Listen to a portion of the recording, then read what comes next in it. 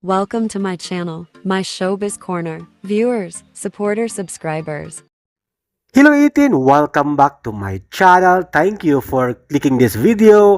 Ang pinaka-latest na pangyayari ngayon sa Japan ay talaga namang nakaka-overwhelm dahil malapit na ang Summer Sonic sa Japan, mag-perform ang SB19, gumagawa ngayon ng campaign ang ating 18 Japan para sa performance ng SB19 at lalong makilala pa ang ating mahalima sa buong Japan, mga casuals, netizens at mga silent fans ng ibang artist, mga ibang lahi sa Japan na nanirahan at syempre ang mga Japanese people.